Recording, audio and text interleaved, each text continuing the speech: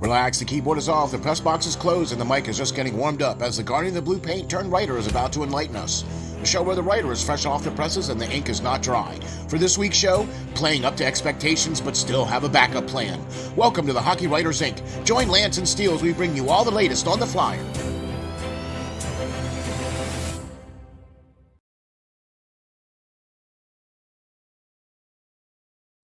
Hi guys, welcome back to another edition of the Hockey Writers Ink. As always, I'm your host, Lance Green. Oh, and as always, I'm your co-host. And Lance, I got to tell you, sir, man, we got a good show lined up here this week, I think. What do you think? I think we got some good talking points for sure. I think so too. And you know what else? I think that the last couple weeks we've had some pretty good shows, I think, that we've put out. I mean, Jason Martinez is, I don't know about you, but that was awesome having him on. He was awesome. Yeah, guys, if you didn't see that episode, find it on YouTube, find it on Spreaker. Give it a listen, give it a watch. It was enlightening. I really, really respect that guy. And I think we kind of saw eye to eye, both being former goaltenders and all that good stuff. So we saw the game very similar, I believe. Yeah. Well, your perspective is a little higher. A little taller. You don't have dents on your helmet, right? Yeah. Well, I mean, I did. Yeah. But that was cool. Yeah. Right? Like, that was a really cool helmet, too. A Geiger one, too. That's pretty slick, right? So big thanks to Jason Martinez for hopping on the show. For sure. That's the big Hockey Writers Ink salute for that. Yeah, man. For sure. So thank you very much for being on the show. Speaking of show, hey, how about episode 104? Holy smokes, 104. 104? Anyway, 104. Playing up to expectations, but still have a backup plan. And listen, I'm just going to be forthright with you folks here today at the time of this recording. Mr. Lance Green, the writer extraordinaire, Guardian of the Blue Paint turned writer. In my mind, in my eyes, in what I've read, the last two articles that you have done, sir, as far as I'm concerned, have been your absolute best articles that you have written. And I am here to tell you, thank you. Thank you very kindly, sir. I definitely had a lot of fun writing these two this past week or so. And yeah, I think they hold true.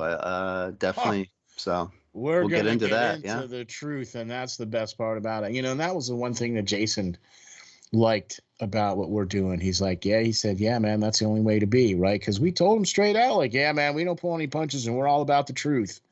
Right. And so, big respect for him. And so I'll tell you what, Lance, your first article,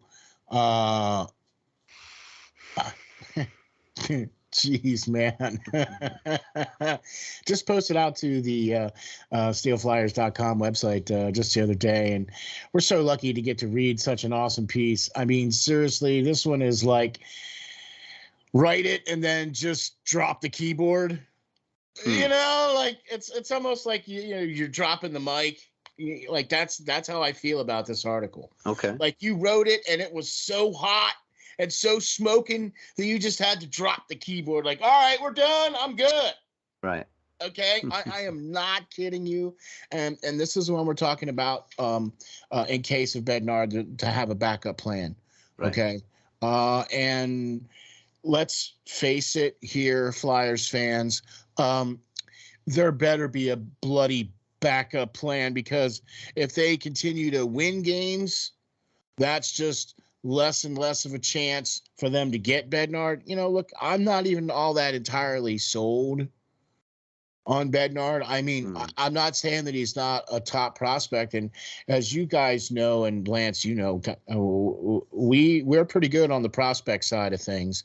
And we have a pretty good finger on what we feel are some of the good young talent that's coming up in the league for sure. Mm-hmm. And Lance, with this article, dude, you just surgically strike a pinpoint on three of some of the best names to ever come across my screen. So let's get right into it. And I want you to just, first of all, tell me about why you feel this needs to happen. And then I need you to talk to me about Brayden Yager. Gotcha. So my thought process behind writing this article this week was, like you said, we all know the Flyers will screw this up, right? They're a horrible team. Tell us how you really feel there, Lance. Let's be honest. They're a horrible team, but they'll screw this up, right? They're already winning games against the Stanley Cup champions, but then skeleton of the Stanley Cup champions. Right. They're injured for sure, but then, lose big time to Capitals, fall apart to the Capitals, who really are getting older and just not the team that they once were for sure. A couple of years ago. So they're going to screw this up. They're not going to be able to get into the top 3 picks probably. And, Gary Bettman wouldn't let that happen, with the Flyers being able to getting a chance to draft Bednard or Fantilli, who I really like a little bit better. Fantilli, I like him more than Bednard. Yeah. So looking at that, it's more realistic in a terms. I think the Flyers are right now, if the season ended today, they would be picking about 7th or 8th. That sounds about right. Depending, I don't know. I didn't look since their last loss to the Caps, but so.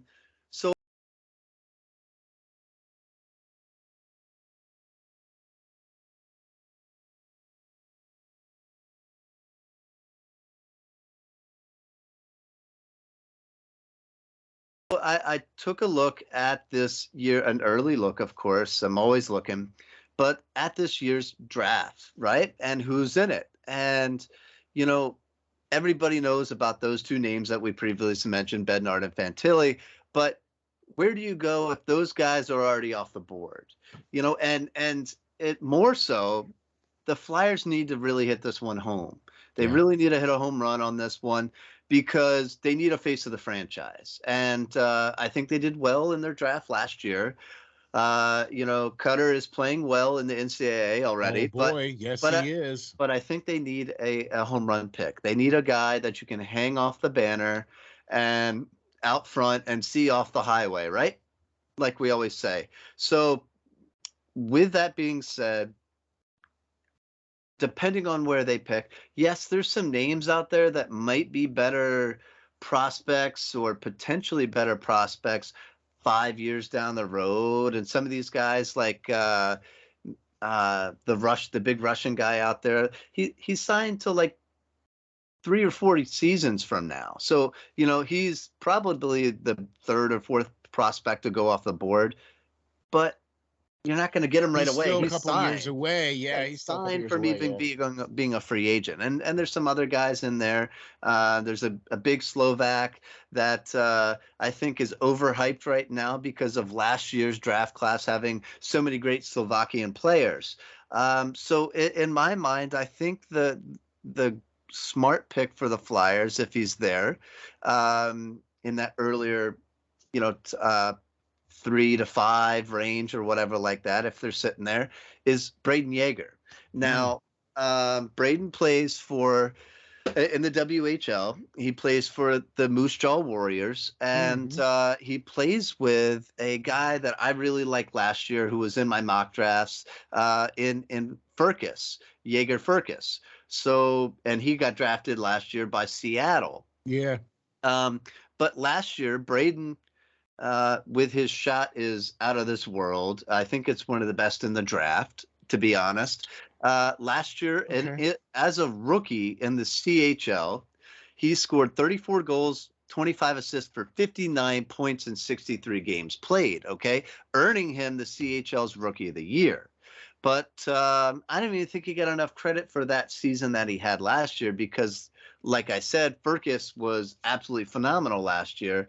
And, I think the Flyers should have really taken a chance to move up and get him. but they didn't, of course. And he went right off the board, in the early second round. Yeah, I was going to say, second round, he was gone. Yeah. Yep. So, but this year already, by the time I wrote this article, Jaeger has 16 goals, 18 assists for 34 points this year in only 28 games 28 played. games. Yeah. So that's over a point per game. Actually, it's 1.21 points per game average right now. And if you watch the clip that's in this article, you get a little taste of who this guy is. He's a finisher, guys. He's a shooter. He hasn't met a shot that he doesn't like. Okay. He gets pucks on the net, and that's what the Flyers need right now. They are among the worst teams in the NHL in scoring, and in a true sense of the word, they need a finisher. They need a finisher. They need somebody that's going to put the puck in the back of the net, and Jaeger does that. So I really like this kid. If he's sitting there, if the Flyers are earlier on, like 3 to 5 to 6, overall, I think. So you don't think? Okay. So let's bust a little reality into this. Mm-hmm. If Chuck is still here past, say, the first of the year, mm-hmm. then he's going to be picking in the draft. I don't know. Yeah, it's all depending. I'm just saying, if he's here past the first of the year, right, he's going to be picking in the draft, because that means that he's going to then be responsible for the trade deadline. The workup and all that, yeah. And all that, right? You know what I'm saying? Which I hope they're doing now. Yeah. Hint, hint, wink, wink, nudge, nudge. But see, that's the thing. So if that's kind of where the monkey and the wrench kind of falls in this. Mm-hmm. Do you know what I mean? So let's talk about the next young man on the list that you say for a backup plan, because I don't think that Braden Jaeger or Jaeger is going to be available to the Flyers. I think he's going to probably go sooner than when the Flyers are going to be able to pick. Because if right now, like if you said, if the Flyers stopped right now, I think he would go before they would be able to pick him, unless they traded up. Yeah, I think so. Right. Okay. Right. So he would be a nice. That would be great if we could get him. Mm-hmm. Because, obviously, if we're going to get in the top 3 picks, right? And if Bednard isn't there and Fulani isn't there, then this would be a great third guy to fill in. You know what I mean? And I agree with you 100%. You know what I'm saying? So now let's move on to the next name on your list, and that's Callum Ritchie, mm-hmm. the OHL Rookie of the Month. And oh my, talk to me about this young man, Lance. Yeah. So there's other names, depending on where he's being ranked right now. There's other names of people that have scored more points, but I don't think that they're quality points. I think they're junk goals and different stuff like that, these guys that are scoring them aren't going to have the opportunity the NHL to stand where they're standing. Somebody's going to clear them out and all that stuff. So I want a guy out of need. A position of need is where I was looking with this. And Ritchie is a center, a big center at that, at 6'2" and 187 pounds right now. Wait. Did you say, did you hear that, Uncle Chuck? Right. 6'2" center, 187 pounds. Continue, right. Please. Right. So, he plays for the OHL's Oshawa Generals. Really just a fantastic kid, can take it end to end. He's got a great shot, a rapid release, but that's not all, right? He can skate through everybody.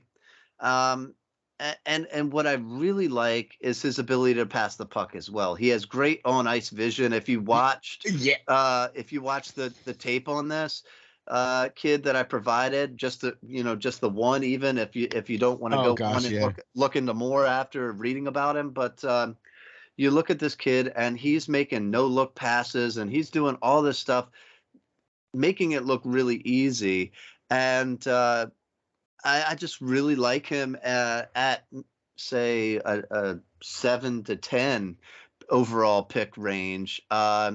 If he's there, or if that's where the Flyers are drafting. Yeah. All right. You know what? I got to be honest with you, man.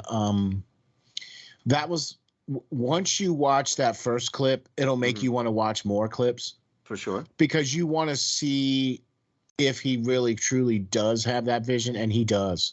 Yeah. He really does have. He has that awareness, Right, of being out on the ice. Like, he can tell where his line mates are going to be before they're there. Yep. Right. I think you got to have if you're playing with him, you got to have your stick on the ice at all times. That's right. Because it's coming. It's coming. Yeah. It's coming. He can draw people to him as well. Yeah. And He when makes he other does, people around him better. yeah.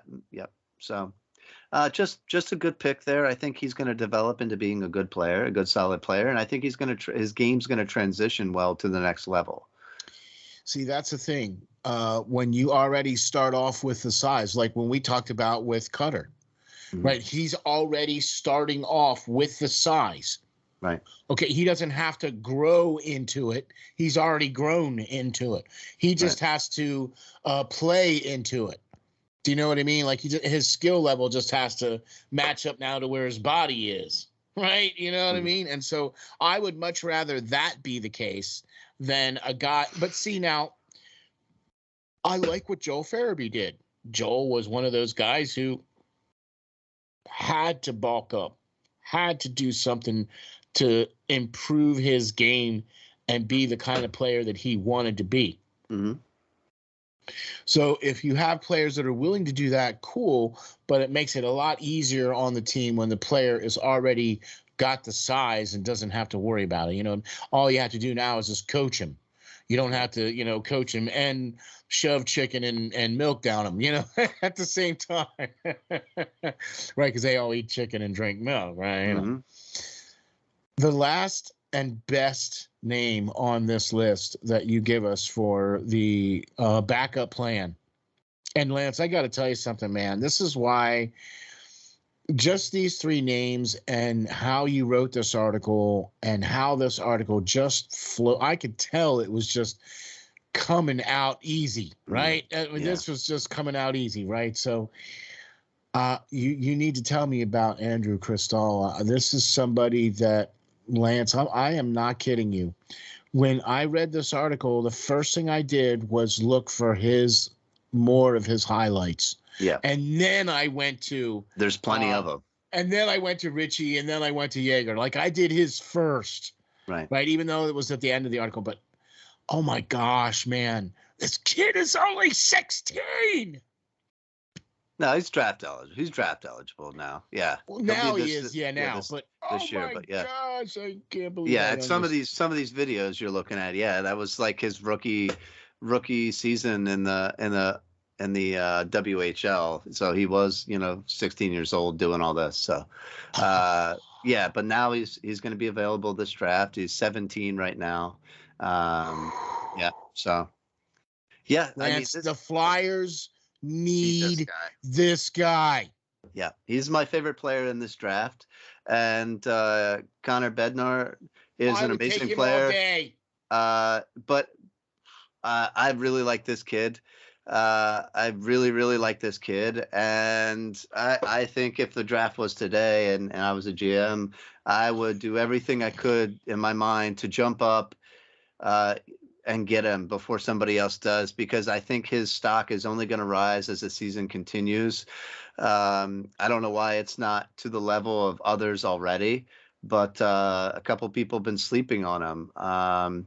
He is a winger, though. He is a winger. Yeah. So, I'm okay with it because he has that elite level talent that the Flyers need. He has that ability to put butts in seats. He has that ability to sell jerseys because he is an amazingly exciting player to watch. What did I tell you before we started the show? We were talking about this kid.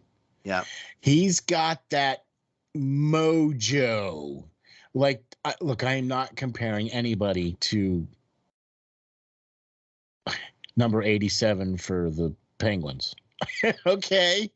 But he's got that same kind of Yeah, he's got that. He's got that it factor. He's got that goo factor. He's got that sauce.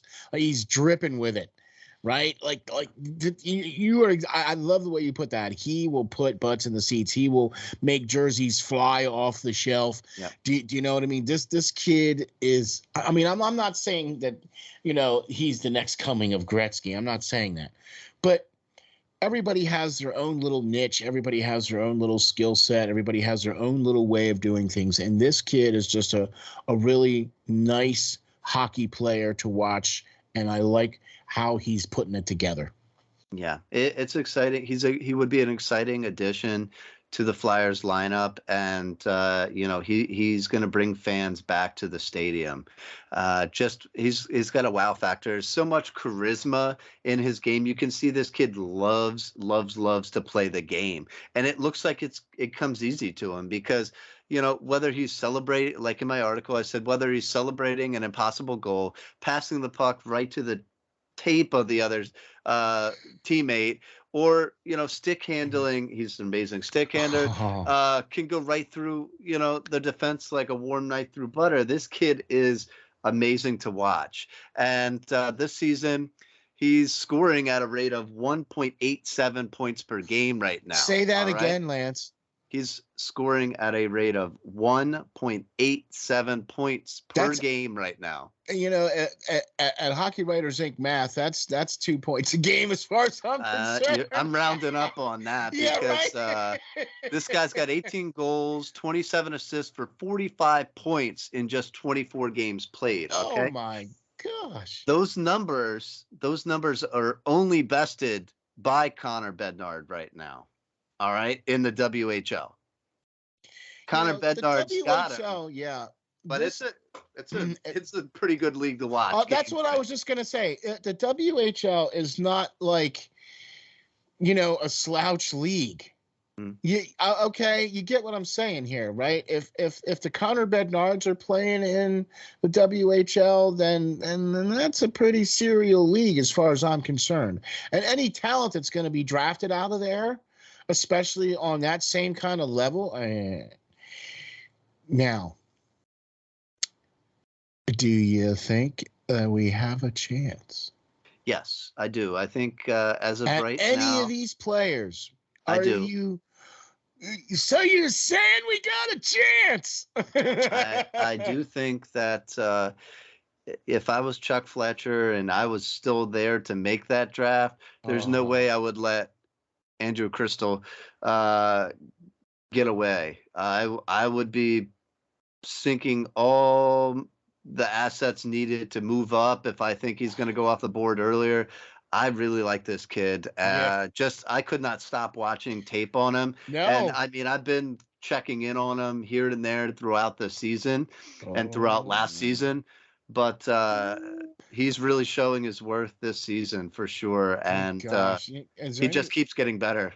So hey, Lance, let's slip on the prospect watch hat real quick and go, hey, let's give this guy a call. I already did. Been there, done that yesterday, trying to get him on the show. So we'll see. I'm going to bug the heck out of their PR person. Just be careful. Yeah. Be nice. Yeah. So be nice, but persistent. Yeah, for sure. Oh my gosh, dude, are you kidding me? That would be so. Yes, I'm having some definite warm and fuzzies about all three of these players. I'm definitely having seriously good thoughts about these players, and I'm seriously sending out a memo to Chuck Fletcher and the upper echelon management of the Philadelphia Flyers. A dear Uncle Chuck, Braden Yeager, Callum Ritchie, Andrew Crystal. Best wishes. Thanks, SteelFlyers All Sports Network. Okay, like that's all I'm sending him. One of them guys. I think this is the year that if you really want to make a splash and rejuvenate your team, you really put all some eggs into this basket and find a way, get rid of some third picks, get rid of whatever second round pick, whatever you got, everything, move it up, get it up, and try to get another one in the first this year, because there's some special players in this draft for sure. This is a deep, deep draft, and it's got some really good players. I think this is going to rival some of the best draft classes as a whole, as far as offensive goes. So that's what I've been hearing. And I've also been hearing too, and because we have our finger into the the prospects, and we're looking at the kids. I mean, we're looking at kids. I'm not kidding you. But I think even 24 is still going to be a pretty good year, I think, for NHL drafting. Okay. Yeah, it's just still a little early yet. We're going to see some guys. There's some guys definitely projecting out to be pretty good players too. So we'll have to see. But I'm excited about the next two drafts. I, however, am not excited about who's going to be drafting them right now. Who's going to be drafting? Oh gosh, please. Well, there's still time in this month. I think we said it's almost Christmas. Yeah, we predicted that the Flyers would fire Chuck Fletcher by the end of this year. Yeah. So we still got some days left. We still got a couple days left. Yeah, I haven't, taken the kids to see Santa yet, but I'm gonna put in a good word with him. That's my wish list. There you go. So, okay. Let's address that real quick, but let's also do some quick breaking news, right, before we get into your next article. And Lance, I believe you have some really nice, interesting breaking news about what's going on here with some roster moves. Sure. So Cam York, star prospect supposedly for the Flyers, has been called up to service, brought to the Flyers. So he's 21 years old, and this season in the AHL, he has 20 games played, where he has 3 goals, 10 assists for 13 points. He is a -1, but I think the Phantoms had a rough stretch early on, and they're kind of getting going. They're kind of getting going right now. So yeah, they've had in their last 10, they were 6-3-1. Yeah. Okay. They did come off a stretch there at the beginning of the season but that was a lot of that had to do with the fact that the Flyers were so banged, and they had so many call-ups and so many people in different places and different. I mean, they didn't even know who was going to be on the Phantoms roster from night in to night out. Yeah. Okay. So now that they've had some guys there on a consistent basis, hey, how about that? They actually been stringing some games together. You know what I mean? Right. But now we're going to have to poach another good player, and so Cam York coming up to the big club. Do you think this is going to be it? Is my favorite number 61 sitting to bring in York, or why is York coming in? Because I thought I saw they brought in Zamula as well too. Yeah, I don't know what the plan is. I think Braun is a right-hand shot defenseman, and York is a left-hand shot, so I don't know about that. Yeah, I know, but we talked about natural sides and all that other stuff, and so that's the thing. And hopefully he's not going to be sitting behind. If they do bring him up, hopefully he's not going to be sitting behind Provorov and Sanheim and be a third-pairing defenseman. But who knows? We'll have to see what the great Tortorella has in mind for him. Yeah, next game is 10 o'clock against Vegas tomorrow night. Yep. So we'll have to see. I think that'll be a good test for him, and hopefully he can get some minutes in there, and hopefully he can show Tortorella, that he does belong up here, because John wanted him up here to begin with, and he put him through the ringer through preseason and camp, and just wasn't happy or thought he was up to par with where he should be. So, he gave him some games in the AHL, and now he's getting a shot up here again. So, I got to be honest with you. I'm not. I was initially upset about that, about the fact that Cam York didn't make the team. Mm-hmm. But I wasn't upset with the coach. I was more upset with the player. Because the player admittedly came out and said he didn't have a very good camp, didn't have a good showing, completely understood why coach sent him down. Okay? So, all right. And then sends him down and he doesn't pout. He doesn't, have an attitude. He goes out and gets the job done. Right? I mean, he's played really well. Enough to earn a call-up, yeah. He's played well enough to earn the call-up. All right, so that obviously means that Tortorella and everybody is like, all right, let's give him the shot again. So here we go.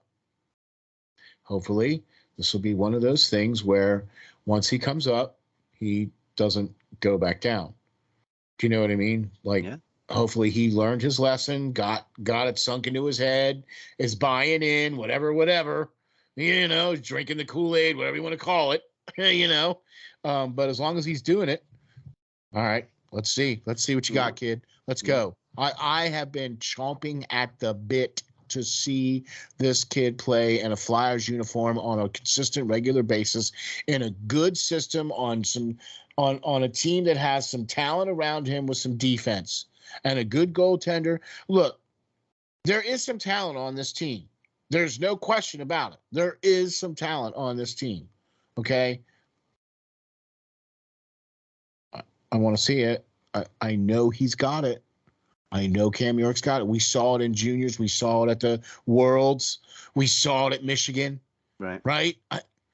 We know he's got it. Let's see it. Come on. Let me have it. That's where I'm at. Yeah, I think it's time. It's time to put up. He's always going to be compared to that guy in Montreal. Oh, that is doing so well. Why do you have to mention? Everybody's thinking it, and every time he scores a goal, oh man, we should have drafted him. Okay, well, York, prove it. Prove him wrong. Well, that we made a smart Cale decision. McCarr too, but hey. Right. We saw how that worked out. Right. So not for the Flyers. let's see it, Yeah, right. All right. So breaking news, that's awesome. Now I got to get into another one of the two of the best articles that I think you've written in a while. This is one of the reasons why I am so grateful that you're writing articles again. It's one of the reasons why I made you the editor-in-chief of SteelFlyers All Sports Network. In just a span of a few days, we get to two of some of the best, I am not kidding, Lance, the best articles that this broadcaster has read from you to date. I'm just not kidding. Look, the Hayes article was not even like a really long one. You know what I mean? It wasn't your normal, you have to scroll a little bit, an in-depth, all you had to do was say the truth. Yeah. Right. And the truth is this. Post it out to the SteelFlyers new and improved website. SteelFlyers.com, new and improved website. Go check it out. The Kevin Hayes finally playing up to his contract. Yep. Well, it's only taken how long? 4.5 years, 3 coaches. Yep. So it's nice to see Kevin Hayes finally living up to his contract. That's the title of the article. That is still pretty concurrent. When I wrote the article, Kevin Hayes was a point per game player. He's been doing pretty well this season, but previous to that, Uncle Chuck, being Uncle Chuck, when he first came to the Flyers, thought that he needed that big acquisition to put his stamp on the team when he first got here. And in late 2018, he thought it wise to go out there and get AV, one of his players that played with him before that could help him bring in his systems and all that stuff. Yep. And that's why he went out to Winnipeg and traded for the rights of this 6'5", 220-pound impending free agent and Kevin Hayes. And in true Fletcher fashion, he well overpaid him, paying him paying him a inflated 7-year, $50 million contract, which carries a 7.1 and change cap hit until 2026. All right, with no movement clauses built into it. And that's like Sergachev money, man. You know what I mean? Almost. Goodness. I mean, we'll get into whose money it's near, but yeah. So he did that and gave that kind of money to a player who, to this date, hasn't even recorded 50 points on any single season, despite him being in his 10th year in the league. Hasn't even gotten to 50 points. Hasn't even gotten to 50 points. Okay, that's kind of scary. You're kidding me. That's kind of scary. And since Kevin's come to Philly prior to this season, he's played in just 172 games over the course of 3 seasons. Years. Yeah, 3. So that was before this season. He's scored some points this year, but prior to that, the most points he's ever scored in a single season has been 41 as a Flyer. All right, making $7 million. In the last 2 seasons, he scored just 31 points a season, which isn't too great. It's just barely a half a point a game for a player that is getting paid well into the $7 million. That is a face of your franchise type guy. That is, a building block type guy, someone you build your team around. But comparative money, let's face it, to the captain of the Colorado Avalanche, Gabriel Landeskog, who only makes $7 million a season. Okay. And last season alone, during the regular season, he managed to score 30. nearly double Kevin Hayes's point totals from last year, despite him despite him missing the last 23 games of the regular season last year due to him getting banged up pretty bad and having to have surgery. On his knee at that. So he was I think he was part of that crew of Colorado. But I mean, he was like, didn't he have like 31 goals or something crazy like that last year? He had some darn good points, and he missed a lot of games for sure. That line was one of the best, if not the best, in all of the NHL as a whole. So their first line was simply amazing. But Landeskog managed to come back, battle back through a knee surgery last year, and came back in the postseason, scoring 11 goals and 11 assists for 22 points in 20 games played and helping them win a Stanley Cup. And he only made $7 million. All right.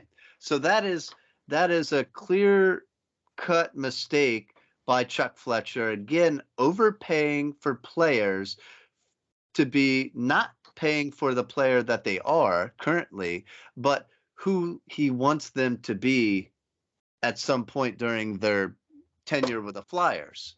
All right. And you're not going to win games doing that. You're just not going to win games doing that. And it has showed up to this season. But this season, currently, Hayes, currently at the point I wrote this article, he had 24 points in 24 games played. All right. He was a point per game player this season, which was great, considering he's playing when virtually nobody. Cam Atkinson's hurt. Sean Couturier's hurt. Joel Farabee was hurt for a while. He's playing with guys not. Yeah, but now he's been playing with. But now he's been playing with Konechny and right. And now he's starting to get some players back to play with him. And through 27 games played now since they've added a couple more on since I wrote the article. He now has 28 points, scoring at a 1.03 point per game pace as of right now. Now, his name, has been brought up, of course, I think you wanted to talk about as well, in trade talks now. And that's something that we can hold a discussion about right now. So, so a trade,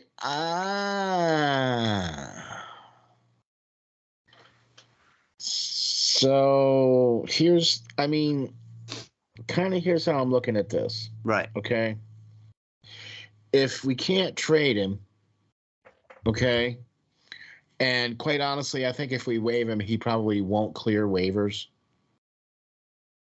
I don't think you're going to waive him, but yeah. Yeah, but I mean, if we're not going to be able to trade him, and I don't think we're gonna, because who's going to want to take on 2 years at $7.125 million a year for a player who hasn't even scored 50 freaking points a season? Now, the only way that's going to happen is if the Flyers eat some of that money. And that's what's basically going to happen anyway, according to the CBA, because I looked it up, right? So if you trade a player who's got less than 3 years on the contract, the trading team has to eat so much of that salary, a certain percentage. Yeah, he's got 3 years after this still remaining. But the thing about the trade is he's got a modified no trade clause right now. Like I said earlier, the first 3 years of his deal, he had a full no movement clause built in, but now he has a modified no trade clause. So, so he could be.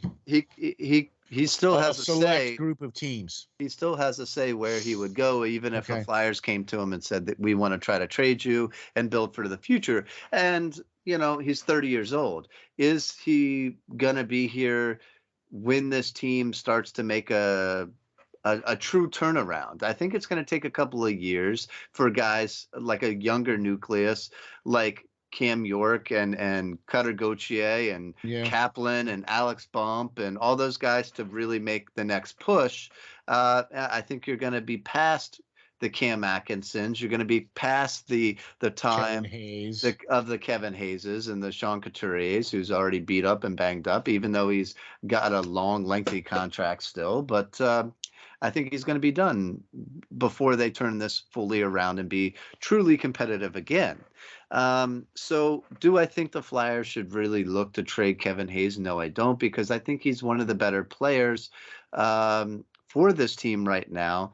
And he could help some younger players like he has really with Owen Tippett and others who he's played with at times this season and makes them look good and really helps to develop them. So plus he's also kind of part of that leadership group for the Flyers, you know what I mean? And he is one of those veteran presences now on the ice for the Flyers. And I could actually see them not trading him as well.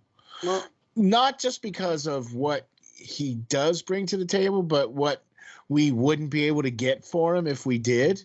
Right. Because we would have to throw in stuff in order to move him. Do you know what I mean? Like I don't think there's any way we could just outright trade him if unless he completely agrees to whatever we're doing. Right. If the Flyers say, hey, Kevin, we'll trade you to whatever team you want to go to, whoever, whatever. And the Tampa Bay Lightning or whatever team it is comes back and says, yeah, we'll give you this, but you need to give us that. And Kevin Hayes. Right. Right? Yeah, I don't think it happens. Chuck is going to be like, okay. I hope not. Yeah, I'm not so sure. I think James Van Riemsdyk is a better trade piece if he stays healthy. This year, though. Well, that's what I'm saying. That's why he would be traded, because he's coming off the books. Try to get something for him. Anybody for him? I don't think you're going to be able to trade him. I just don't. I don't know. He's the Flyers history this year. He hasn't really done much of anything this year. Even before he got hurt. I mean, he can still score on the power play, but if he's not available and he's not really all that successful doing anything else, You know, what are you going to do? Keep a guy that's making $7.5 million a year that's only going to play 4 or 5 minutes a game that's just specializes on the power play? Really? Yeah, I mean, I agree, but I think that piece, if somebody's desperate enough and has some injuries at the trade deadline, is more likely to move than Kevin Hayes, who has 3 years Yeah, after this yeah, year. yeah. I agree Okay, with you on that 100%. you could eat some salary for the rest of this year when you're just bringing up the kids anyway. And James Van Riemsdyk like led the Flyers last year in goals, and he did have a pretty good season. He was moving his feet a lot better, and he was playing a lot better in my mind than he was in prior seasons with the Flyers. Based off him being in a little bit better shape, having to go through Tortorella's camp. Other Right. guys, more realistic guys that I see getting traded are Morgan Frost, who's a restricted free agent at the end of this year. And I don't think you're going to get some huge return for these guys. I think you're going to get some, back end, Third, fourth round pick, whatever. draft picks. Yeah. But So, all right. So let's do and that. possibly Lucas Sedlak, who I think has been who's an unrestricted free agent at the end of this year, but who I think a playoff team would love to have for a third or fourth line player, Because a depth guy. I've really, He's been playing. I've really liked him since he's been brought over. He's one of them guys I like. I got to be honest with you now. I have really come to really appreciate Zach McEwen's game. The fact that he was sent down and then was kind of on the bubble there and then came back up after given another shot and then has just found his niche with this team. Mm-hmm. Okay. And he's been bringing it night in and night out. And he's somebody that we always liked his game when he first came to the Flyers. And we were always like, yeah, we hope he sticks around. You know what I mean? And now we're getting to see more of the offensive side of his game instead of just the, can the guy throw fists? Mm-hmm. You know what I mean? Because him and Delasaros, they were within 8 seconds of each other the other night, right? Yeah. It was McEwen first, and then it was Nick. Right? So round one, then round two within 8 seconds of each other. Well, I think that Zach is a piece that they would like to keep. I think they would like to re-sign him. He's still young. He's still like he reminds me a lot of Scotty Lawton. Like, I feel like you could just plug him in anywhere, and he's just going to be that spark plug guy. Well, I don't think he has the offensive ability that Scotty Lawton does, but I agree. I think that, I think he's a good piece. Like you said, he's a plug-in player. He can move up the roster. You don't really want him to have to. I mean, right, but play on power play minutes and stuff. That's how bad this season has been for the Flyers, that they have a fighter playing on the power play. But he has shown the ability to do it at times. So who knows what pieces they were willing to get rid of. They might, if they're going to tear it all down, let's tear it all down. And, Carter Hart's only got one more year on his deal. Yeah.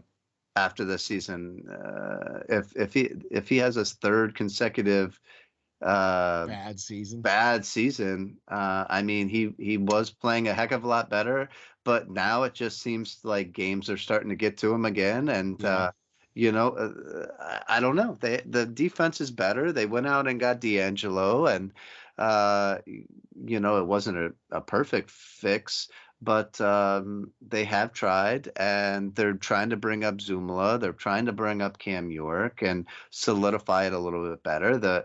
The system he's in is more defensively sound than it was with AV or Mike Yeo. So I don't know. I'm at this point, I like Carter Hart, but he's not living up to my expectations. They certainly haven't helped him tremendously. That's one thing, but at some point, if somebody comes calling and says, "Hey, we'd like to take a chance at him. We think we could fix him, and by all means, give me some draft picks and help me rebuild this team. And I'll go out and get a veteran guy that can play a season or two until I find the next goaltender that should already be here in the system, with another guy coming up the pike, but it's not. He's stuck in serving in the military right now in Russia. So yeah, see, and that's what makes this whole thing really nervous for me about how things are going to shake down with who's making the calls, when and where for this team when it comes time to do all this stuff. Yeah. How things are going to shake down with the trade deadline.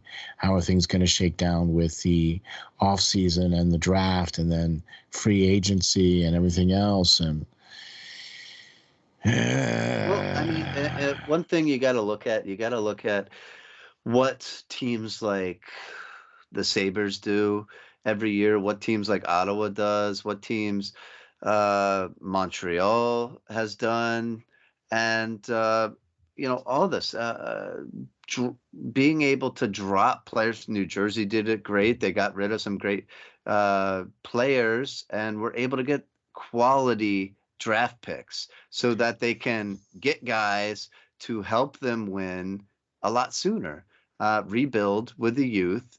But the Sabres just can't. They don't have luck of drafting somebody that's, I think that whole organization. We must be drafting from the same pool that they are, man, because I think so. I mean, okay.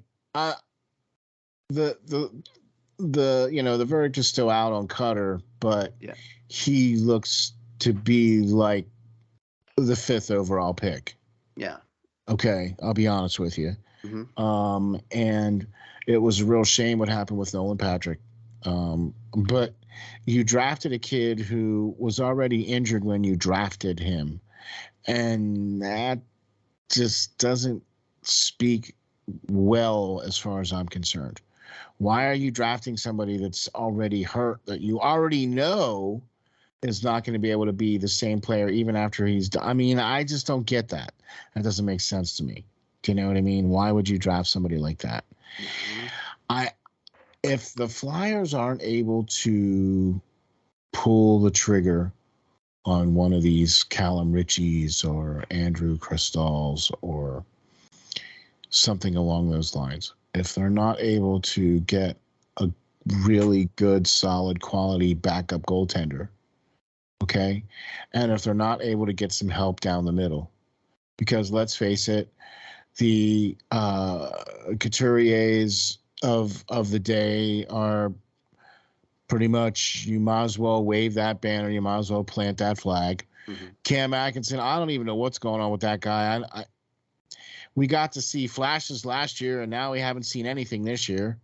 I mean, congratulations on you and your wife, having another child. That's all great, but where are you, Cam? We need you on the ice, buddy. Right.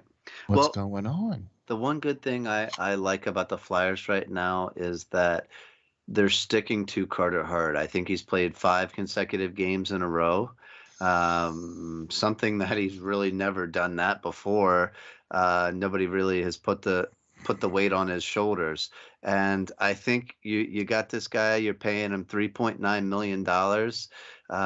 And after next season, he's going to be due, a pretty substantial raise if you're going to be able to keep him. If you're going to keep him, the contracts and everything are going to go up because the television deals with ESPN and everything else are coming in.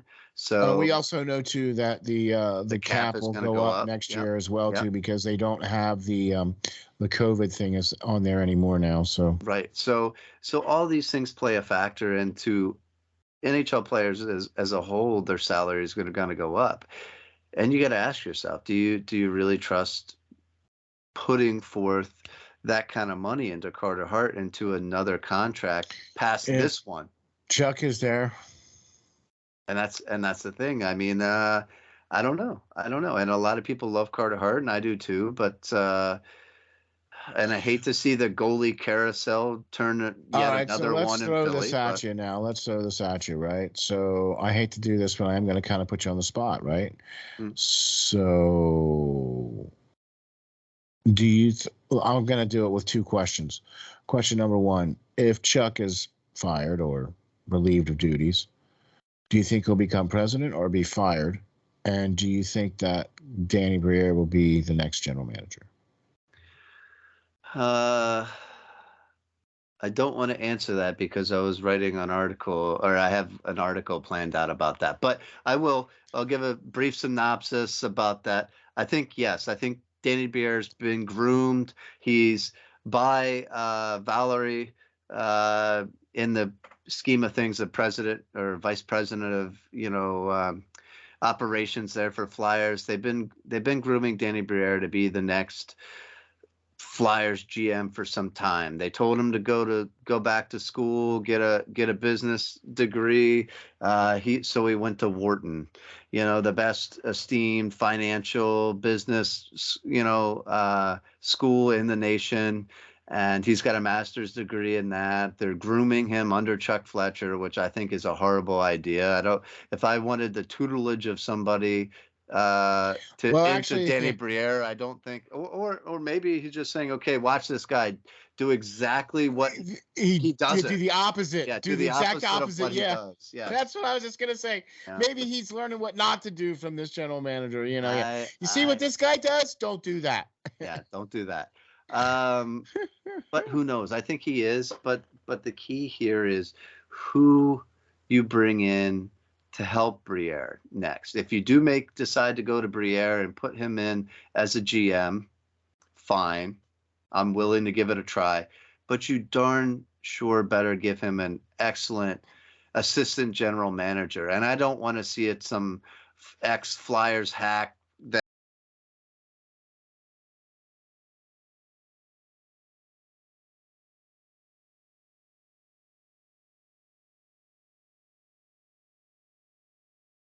couldn't hack it as a coach, that couldn't hack it as this or that, or lost his business, after retiring from being a Flyer. So you give him an assistant general manager job. No, thank you. I want a true hockey guy, quality piece coming in, a hockey mind with some great new ideas, guys. I'm tired of recycling the same old crap with Flyers history. So I'm working on possibly writing that as my next Flyers article on a suggestion of who that should be if that scenario plays out. So, okay. Yeah. Because we both think that it should. Yeah. It should have probably happened 2 years ago, as far as I'm concerned. Okay, to be honest with you. Right. But all right. I mean, it is what it is, but I just really think that at some point in time here, that bridge is going to have to be crossed. And here's going to be the whole thing of it. If it doesn't happen by the beginning of the year or the end of the year or whatever, then he'll be here for the duration. And that does not give me the warm fuzzies here, folks. I'm here to tell you, Flyers fans, I am just not ecstatic about this management. I'm ecstatic about the coach. I'm ecstatic about what he's been able to do with this team. And I really feel that if he were to get a general manager that he can work with, that's going to get him some talent. Hey, instead of waiting until 2 weeks before the draft to hire a coach. Well, who knows? But it's pretty bad when all you have to get excited about is really Lucas Sedlak, like a waiver wire pickup again. I mean, obviously you had D'Angelo, which you had to do because you screwed up with the Ryan Ellis trade. Yeah. So I don't even really count that as me neither. As a plus, because you had to do that. You're filling in a hole that you created. That's a good way to put that. A hole that you created. Yeah. So I don't know, but other than that, it's pretty bad when you got to get excited about, uh, you know, waiver wire pickups yet again. So We Lance, got excited about Zach McEwen. We got excited about Patrick Brown coming in last year. right? Now we're excited about, Zedlak, a fourth line center. Oh no, actually, we're getting excited now about Cam York coming up to play 4 minutes a game now for the sitting behind two. Oh yeah. Well, look, here's the thing though. In spite of all the shortcomings, in spite of all the armchair GMs that we are, because we are clearly not in the room, and that's basically all we are is armchair GMs in the grand scheme of things. But I will say this. I think we're probably some of the most learned armchair GMs.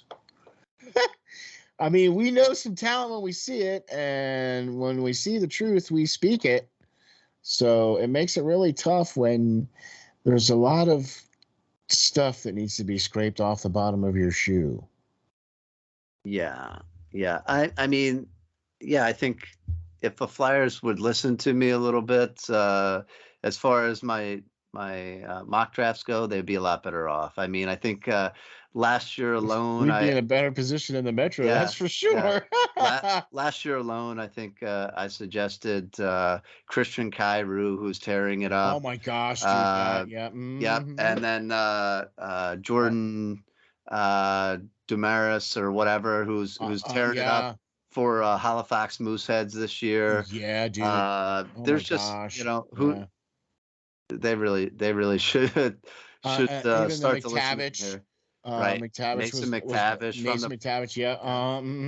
And Tyler Boucher was another name that you had on the mock draft at one point as well too. I mean, dude, like I'm telling you, Devin Levy. What do you know? There's another one. Oh, nobody knew about this kid, and I, put his name out there because he played in some nothing league in Canada, and then miraculously came out to be one of the best or the best NCAA goaltenders last season, winning the Mike Richter Award. Wow, there you go. Yeah, just big misses. Of course, you can't have all of them, but man, I mean, Chuck, just do yourself a favor, read some of my articles, draft Crystal, and you might be you might still have your job. Yeah, right. Yeah. Get a guy you can hang from the banners, and you might still be the general manager of the team. You know what I mean? Yeah. So. Oh, I did pick Cutter Gauthier too to be their pick. So yeah, buddy. Yeah, that's right, man. That was on the mock draft this past season too. So yeah, man, that was a good call. We both liked him, and we both think he's got a good game, and we're very excited about what he's going to be able to bring to the table. Hopefully next year that'll be the case. Actually, I think we might see him probably the end of this year, because once the NCAA season's over, he's going to be able to come back and be able to play here. Right. Wouldn't that be exciting? Yep. Yeah, so that will be exciting. Hopefully we'll get to see him play at least for the last 17 games or something stupid like that. So I'll take that all freaking day long. But I'll tell you what else I'll take. The great writer extraordinaire, Mr. Lance Green. Why don't you tell the folks where we can get you, where we can find you, and where we can get all of your keyboard dropping awesome articles. So yeah, guys, you can always catch my latest stuff out on SteelFlyers.com. You can catch us on YouTube. You can catch us on Spreaker, any media platform, podcasting platform. You can catch me on Twitter at Lance.Green39. For sure. And I'll tell you what, you can go to the Steel Flyers new and improved website, SteelFlyers.com, and check out all the great talent there, from the 5-star matchup to Peyton on the radio to the great Pearl of Wisdom. Also check out the great show, The Prospect Watch, is something that is a little kind of a side project that me and Lance put together there, where we talk to some of the greatest prospects in the world, and we're not kidding. And boy, we got some names lined up here for you guys. The winter break is coming up here real soon. So we'll get some availability here with some of these players coming up here real soon. Yeah. They've been playing games and stuff like that. So it's really tough to get interviews with guys when they're on the road and things like that. So be looking for some of those shows coming up here real soon too.